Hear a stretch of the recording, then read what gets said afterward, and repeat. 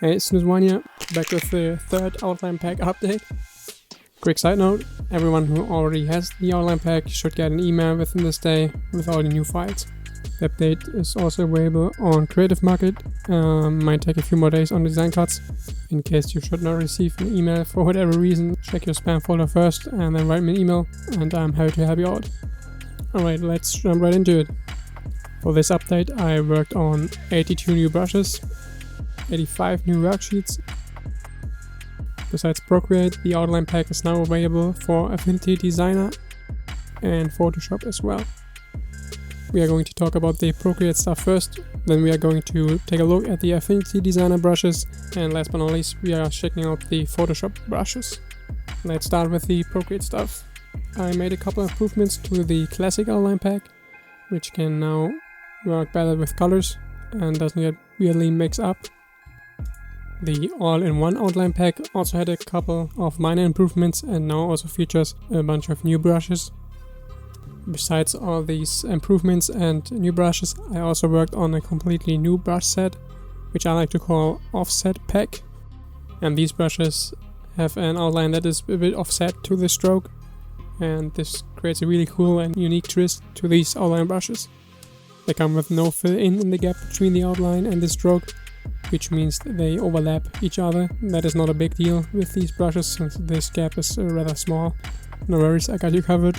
I wrote a complete manual with tips and tricks and I included some for these brushes, and I also made 2 extra worksheet sets for this offset pack so you can practice a little bit.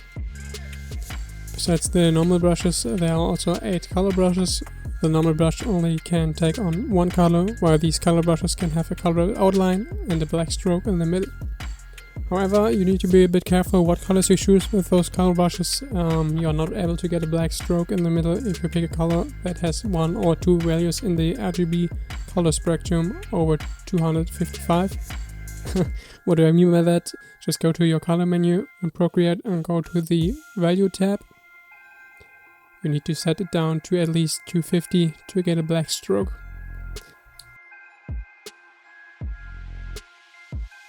But yeah, don't worry about that, there's also a detailed explanation in the tips and tricks manual.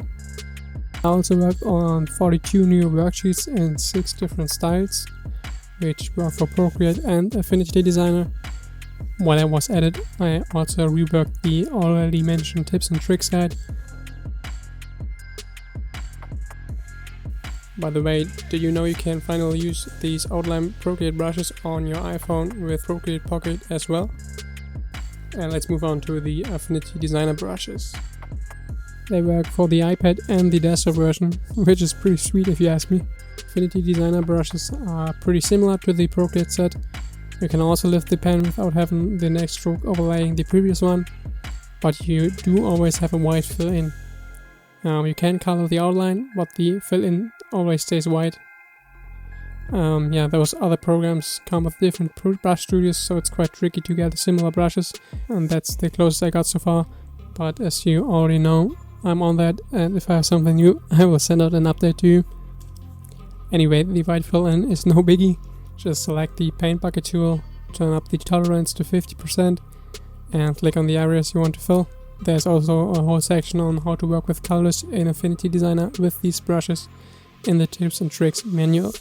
As I already said earlier, you can use the same worksheets I showed with the Procreate brushes for these Affinity Designer brushes.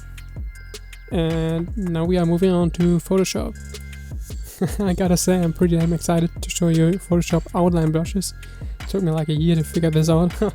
Unfortunately, they don't have a fill-in, which means they overlay each other and you have to make the lattice in one stroke.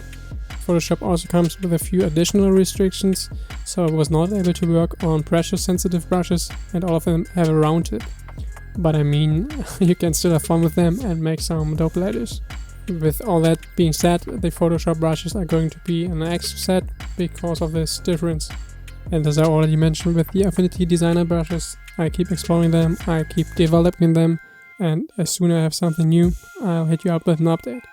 I also put in 14 worksheets for 2 different styles specifically for these Photoshop brushes. And that's already it with this overview on the update. I'm really looking forward to hearing your thoughts on this new stuff. Yeah, thanks for watching and have a good one.